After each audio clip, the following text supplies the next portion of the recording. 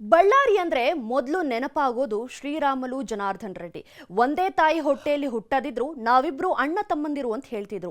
ಆಮೇಲೆ ರಾಜಕೀಯ ವಿಚಾರಕ್ಕೆ ದೂರವಾಗಿದ್ರು, ಶತ್ರುಗಳಾಗಿರ್ಲಿಲ್ಲ. ಈಗ ಇಬ್ಬರ ಮಧ್ಯೆ ಶತ್ರುತ್ವ ಶುರುವಾಗಿದೆ.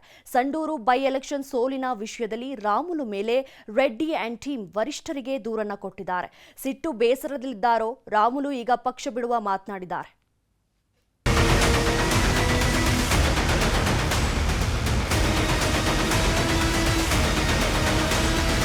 ಬಣಗಳ ಬಡಿದಾಟ, ರೆಬಲ್ಸ್ ರಾದ್ಧಾಂತ, ಅಧ್ಯಕ್ಷರ ವಿರುದ್ಧ ಸಮರ, ಹೀಗೆ ಈಗಾಗಲೇ ಕೊತ ಎನ್ನುತ್ತಿರುವ ಕೇಸರಿ ಟೀಮ್ನಲ್ಲಿ ಹೊಸ ಸಂಘರ್ಷ ಎದುರಾಗಿದೆ. ಬಿಜೆಪಿ ಕುಚಿಕು ಗೆಳೆಯರು, ಬಿಜೆಪಿ ಪಿಲ್ಲರ್ಗಳು ಆಗಿರುವ ಜನಾರ್ದನ್ ರೆಡ್ಡಿ ಹಾಗೂ ಶ್ರೀರಾಮುಲು ಮಧ್ಯೆಯೇ ಇದೀಗ ಬೆಂಕಿ ಬಿದ್ದಿದೆ.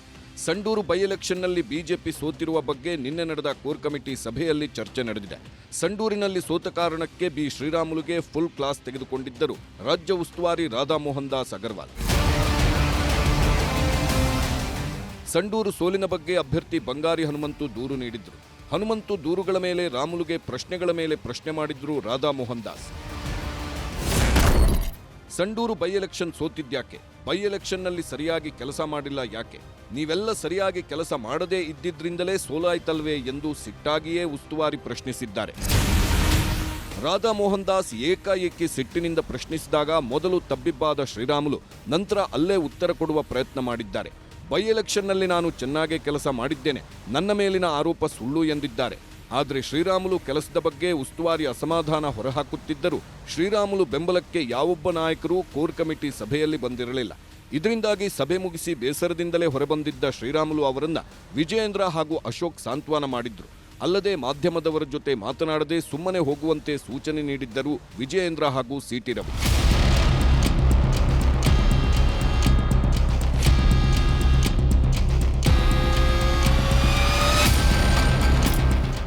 ನಾಯಕರ ಮಾತಿನಿಂದಾಗಿ ಮನಸ್ಸಿನಲ್ಲಿದ್ದ ಸಿಟ್ಟನ್ನ ಅದುಮಿಟ್ಟುಕೊಂಡಿದ್ದ ಶ್ರೀರಾಮುಲು ಪಕ್ಷ ಬಿಡೋದಕ್ಕೆ ರೆಡಿಯಾಗಿದ್ದೇನೆ ಎಂದು ಬಾಂಬ್ ಹಾಕಿದ್ದಾರೆ.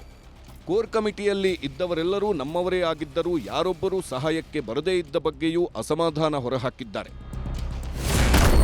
ಬಂಗಾರಿ ಹನುಮಂತು ನಾಮಪತ್ರ ಸಲ್ಲಿಕೆಯಾದಾಗಿಂದಲೂ ನಾನು ವಿಜೇಂದ್ರ ಕೆಲಸ ಮಾಡಿದ್ದೇವೆ. ನಾನು ಕೆಲಸ ಮಾಡಿರೋದು ಸಣ್ಣ ಹುಡುಗರಿಗೂ ಗೊತ್ತು. ಯಾರದ್ದೋ ಮಾತುಗಳನ್ನ ಕೇಳಿಕೊಂಡು ನನ್ನ ಮೇಲೆ ಆರೋಪ ಮಾಡ್ತಿದ್ದೀರಿ. ಪಕ್ಷಕ್ಕಾಗಿ ನಾನು ದುಡಿದಿದ್ದೇನೆ. ಎಂಎಲ್ಎ ಎಂಪಿ ಚುನಾವಣೆಯಲ್ಲಿ ಸೋತಿರುವುದು ನನ್ನ ಹಣೆ ಬರಹ. ಸೋತಿರುವ ಕಾರಣಕ್ಕೆ ಲಘುವಾಗಿ ಮಾತಾಡುವುದು ಸರಿಯಲ್ಲ. ಜನಾರ್ದನ್ ರೆಡ್ಡಿ ಮಾತು ಕೇಳಿಕೊಂಡು ನನ್ನ ಮೇಲೆ ಆರೋಪ ಮಾಡಿದ್ದು ಸರಿಯಲ್ಲ. ನನ್ನ ರಾಜಕಾರಣಕ್ಕೆ ಇದು ಕಳಂಕ. ನನ್ನ ನಡವಳಿಕೆಯಿಂದ ಪಕ್ಷಕ್ಕೆ ನಷ್ಟ ಆಗುತ್ತೆ ಅನ್ನೋದಾದ್ರೆ ಬಿಜೆಪಿಯಿಂದ ಹೊರ ಹೋಗೋದಕ್ಕೂ ಸಿದ್ಧ. ನಾನು ಪಾರ್ಟಿಗೆ ಮೋಸ ಮಾಡುವವನಲ್ಲ, ನಿಷ್ಠಾವಂತನಾಗಿ ದುಡಿದಿದ್ದೇನೆ. ರಾಜ್ಯಾಧ್ಯಕ್ಷರು ಕೂಡ ನನ್ನ ಪರ ಮಾತನಾಡದೇ ಇದ್ದುದಕ್ಕೆ ಅವಮಾನ ಆಗಿದೆ. ನನ್ನ ಜೀವನದಲ್ಲಿ ಎಂದೂ ಆಗದ ನೋವು ನೆನ್ನೆ ನನಗಾಗಿದೆ. ಒಂದು ಕಾಲದ ಕುಚಿಕು ಗೆಳೆಯರು ರಾಮುಲು ಹಾಗೂ ರೆಡ್ಡಿ.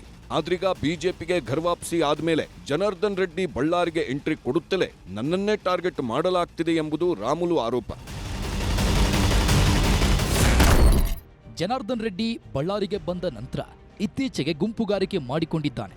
ರಾಧಾ ಮೋಹನ್ ದಾಸರಿಗೂ ಚಾಡಿ ಹೇಳಿದ್ದಾನೆ. ಹೆಲಿಕಾಪ್ಟರ್ ಕೊಟ್ಟು ಕ್ಯಾಂಪೇನ್ ಮಾಡಿಸಿದ ಪಕ್ಷದ ನಾಯಕರು ಉಪಮುಖ್ಯಮಂತ್ರಿ ಪಟ್ಟ ಕೊಡ್ತೀವಿ ಅಂತಾನೂ ಹೇಳಿ ಮೋಸ ಮಾಡಿದ್ರು. ಜನಾರ್ದನ್ ರೆಡ್ಡಿ ಮಾತು ಕೇಳಿಕೊಂಡು ನಮ್ಮನ್ನ ಮುಗಿಸೋ ಯತ್ನ ಆಗ್ತಾ ಇದೆ. ರಾಮುಲು ಕೆಲಸ ಮಾಡಿಲ್ಲ ಅನ್ನೋದಕ್ಕೆ ಸಾಕ್ಷಿ ಕೊಡ್ಲಿ. ಜನಾರ್ದನ್ ರೆಡ್ಡಿ ಈಗ ನನ್ನದ್ದೇ ನಡೀಬೇಕು ಅಂತ ಮಾಡ್ತಿದ್ದಾನೆ. ಜನಾರ್ದನ್ ರೆಡ್ಡಿ ಚಾಡಿ ಹೇಳ್ತಿರೋದರ ಬಗ್ಗೆ ನೋವಿದೆ. ನನ್ನನ್ನು ಇಲ್ಲಿಗೆ ಮುಗಿಸಿಬಿಡ್ಬೇಕು ಅಂತ ಮಾತಾಡ್ತಿದ್ದಾರೆ. ಜನಾರ್ದನ್ ರೆಡ್ಡಿ ಪಕ್ಷಕ್ಕೆ ಕರೆತರುವಾಗ ನಾನು ಜೊತೆಗಿದ್ದೆ. ಆದ್ರೆ ಈಗ ವೈಯಕ್ತಿಕ ಟಾರ್ಗೆಟ್ ಮಾಡ್ತಿರೋದು ನೋವು ತಂದಿದೆ.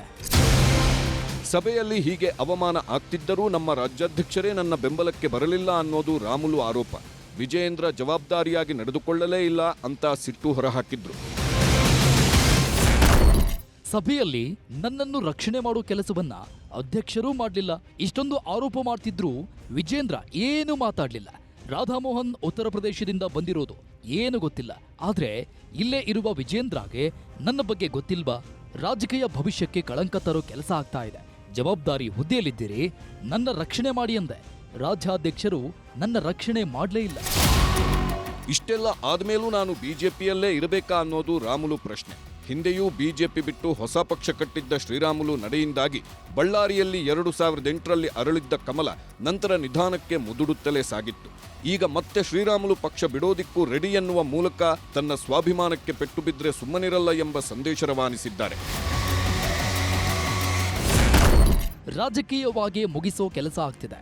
ಹೃದಯಕ್ಕೆ ಗಾಯ ಮಾಡೋ ಕೆಲಸ ಆಗಿದೆ. 30 ವರ್ಷಗಳ ರಾಜಕಾರಣ ಜೀವನಕ್ಕೆ ಕಳಂಕ ಆಗ್ತಿದೆ. ಪಕ್ಷ ಬಿಟ್ಟು ಹೋಗೋದಕ್ಕೂ ನಾನು ಸಿದ್ಧನಿದ್ದೇನೆ. ಈ ಎಲ್ಲ ಬೆಳವಣಿಗೆಗಳನ್ನು ನೋಡುತ್ತಿದ್ದರೆ ಬಿಜೆಪಿ ಮನೆಯಲ್ಲಿ ಇದೀಗ ಮತ್ತೊಂದು ಬಾಗಿಲು ಓಪನ್ ಆಯ್ತಾ ಎಂಬ ಅನುಮಾನ ಮೂಡುತ್ತಿದೆ. ಪಕ್ಷದಲ್ಲೇ ರಾಮುಲು ಮೂಲೆಗುಂಪಾದ್ರ ಎಂಬ ಪ್ರಶ್ನೆ ಕಾಡುತ್ತಿದೆ. ಬಿಜೆಪಿಯ ಅತ್ಯಂತ ಪ್ರಭಾವಶಾಲಿ ವಾಲ್ಮೀಕಿ ನಾಯಕರಾಗಿದ್ದ ಬಿ ಶ್ರೀರಾಮುಲು ಬಳ್ಳಾರಿ ಗ್ರಾಮಾಂತರದಲ್ಲಿ ಸೋತ ನಂತರ ಸಂಪೂರ್ಣ ಮೂಲೆಗುಂಪಾದ್ರ. ಸತತ 2 ಸೋಲಿನಿಂದಾಗಿ ಶ್ರೀರಾಮುಲುಗೆ ಪಕ್ಷದಲ್ಲಿ ಹಿಡಿತವೇ ತಪ್ಪಿತಾ ಎಂಬ ಪ್ರಶ್ನೆಯೂ ಎದ್ದಿದೆ. ಜನಾರ್ದನ್ ರೆಡ್ಡಿ ಬಿಜೆಪಿಗೆ ಸೇರ್ಪಡೆ ನಂತರ ರೆಡ್ಡಿ ಮಾತಿಗಷ್ಟೇ ಹೆಚ್ಚಿನ ಒತ್ತು ಸಿಕ್ತಿದೆ. ಸಂಡೂರಿನಲ್ಲೂ ರೆಡ್ಡಿ ಆಪ್ತ ಬಂಗಾರಿ ಹನುಮಂತುಗೆ ಟಿಕೆಟ್ ನೀಡಿದ್ದರು ವರಿಷ್ಠರು. ಸಂಡೂರು ಸೋಲಿಗೆ ಶ್ರೀರಾಮುಲು ಅವರನ್ನೇ ಹೊಣೆ ಮಾಡಲಾಗ್ತಿದೆಯೇ? ಗಳಸ್ಯ ಕಂಠಸ್ಯರಾಗಿದ್ದ ರೆಡ್ಡಿ ರಾಮುಲು ನಡುವೆ ಬಹಿರಂಗ ಯುದ್ಧ ಶುರುವಾಯ್ತಾ ಎಂಬ ಪ್ರಶ್ನೆ ಎದ್ದಿದೆ. 2018ರ ವಿಧಾನಸಭಾ ಚುನಾವಣೆಯಲ್ಲಿ ಬಿಎಸ್ವೈ ಬಿಟ್ಟರೆ ಅತಿ ದೊಡ್ಡ ಸ್ಟಾರ್ ಕ್ಯಾಂಪೇನರ್ ಆಗಿದ್ದವರು ರಾಮುಲು. ಪಕ್ಷದ ನಿರ್ಣಯದಂತೆ ಸಿದ್ದರಾಮಯ್ಯ ವಿರುದ್ಧ ಬಾದಾಮಿಯಿಂದಲೂ ಸ್ಪರ್ಧೆ ಮಾಡಿ ಕಡಿಮೆ ಅಂತರದಲ್ಲಿ ಸೋತಿದ್ರು. ಚುನಾವಣೆ ಟೈಮ್ನಲ್ಲಿ ಶ್ರೀರಾಮುಲು ಜನಪ್ರಿಯತೆ ಬಳಸಿಕೊಂಡು ಈಗ ಮೂಲೆಗುಂಪು ಮಾಡಲಾಗ್ತಿದೆಯೇ ಎಂಬ ಅನುಮಾನಗಳು ಮೂಡಿವೆ. ಸಂಡೂರು ಸೋಲಿಗೆ ಕಾರಣಗಳು ಹಲವಾರು. ಆದರೆ ರಾಮುಲು ನೇರ ಕಾರಣ ಅನ್ನೋದು ಹೈಕಮಾಂಡ್ ವಾದ. ಆದರೆ ಸೋಲಿನ ಪರಾಮರ್ಶೆಗಾಗಿ ಮಾಜಿ ಸಿಎಂ ಸದಾನಂದಗೌಡ ನೇತೃತ್ವದ ಸಮಿತಿ ಮಾಡಲಾಗಿದೆ. ಆ ಸಮಿತಿ ವರದಿ ಕೊಟ್ಟಾಗಲೇ ಅಸಲಿ ಕಾರಣ ಗೊತ್ತಾಗಲಿದೆ. ಈಗ ಸದಾನಂದಗೌಡರ ಸಮಿತಿ ಇದೆಯಲ್ವಾ, ಆ ಸಮಿತಿಯವರು ವರದಿ ಕೊಟ್ಟ ನಂತರವೇ ಅದ್ರ ಬಗ್ಗೆ ಚರ್ಚೆ ಆಗುವಂತದ್ದಾಗುತ್ತೆ.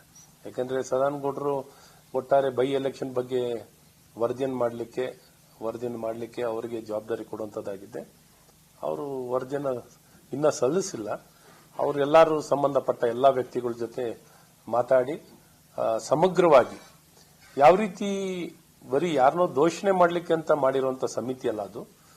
ಯಾವ ರೀತಿ ನಾವು ಇನ್ನು ಉತ್ತಮವಾಗಿ ಎಲೆಕ್ಷನ್ಗಳನ್ನು ಮಾಡಬಹುದು, ಇನ್ನು ಪಕ್ಷವನ್ನು ಬಲಿಷ್ಠವಾಗಿ ಇಂಥ ಉಪಚುನಾವಣೆಗಳನ್ನು ಎದುರಿಸಲಿಕ್ಕೆ ನಾವು ಏನೆಲ್ಲ ಮಾಡಿದ್ರೆ ಅವರ ಅನುಭವದ ಮೂಲಕ ಸಲಹೆ ಸೂಚನೆಗಳು ಸಹ ಕೊಡುವಂತದ್ದಾಗುತ್ತೆ. ಹೀಗೆ ಶಿಸ್ತಿನ ಪಕ್ಷ ಬಿಜೆಪಿಯಲ್ಲಿ ಎಲ್ಲವೂ ಕೊತ ಕುದಿಯುತ್ತಿದೆ. ಬಣಗಳ ಬಡಿದಾಟದಿಂದ ಹೈಕಮಾಂಡ್ಗೂ ಟೆನ್ಷನ್ ಶುರುವಾಗಿದೆ. ಉಸ್ತುವಾರಿ ಬಂದು ಸಭೆ ಮಾಡಿದ್ಮೇಲೆ ಪರಿಸ್ಥಿತಿ ಇನ್ನಷ್ಟು ಜಟಿಲವಾಗ್ತಿದೆ. 2 ಬಣಗಳ ಸಂಧಾನಕ್ಕೆ ಜನವರಿ 27 ಡೆಡ್ಲೈನ್ ನೀಡಲಾಗಿದೆ. ಬಣ ಬಡಿದಾಟದ ಶಮನಕ್ಕೆ ಪ್ರಹ್ಲಾದ್ ಜೋಶಿ, ಬಸವರಾಜ ಬೊಮ್ಮಾಯಿ, ಬಿಎಲ್ ಸಂತೋಷ್ಗೆ ಟಾಸ್ಕ್ ನೀಡಲಾಗಿದೆ. ಶಿವರಾಜ್ ಸಿಂಗ್ ಚೌಹಾಣ್ ಬರುವ ಮುನ್ನವೇ ಎಲ್ಲವನ್ನು ನಿಭಾಯಿಸಲು ಸೂಚನೆ ನೀಡಲಾಗಿದೆ. ಆದ್ರೀಗ ಯತ್ನಾಳ್ ಟೀಮ್ನ ಭಿನ್ನಮತಕ್ಕಿಂತಲೂ ಶ್ರೀರಾಮುಲು ಸಿಟ್ಟು ಕಮಲಪಾಳ್ಯದಲ್ಲಿ ಬಿಸಿಯೇರಿಸಿದೆ. ಇದಕ್ಕೂ ಶಿವರಾಜ್ ಸಿಂಗ್ ಚೌಹಾಣ್ ಬಂದಾಗ ಪರಿಹಾರ ಸಿಗುತ್ತಾ ಎಂದು ನೋಡಬೇಕಿದೆ. Bureau report, news 18.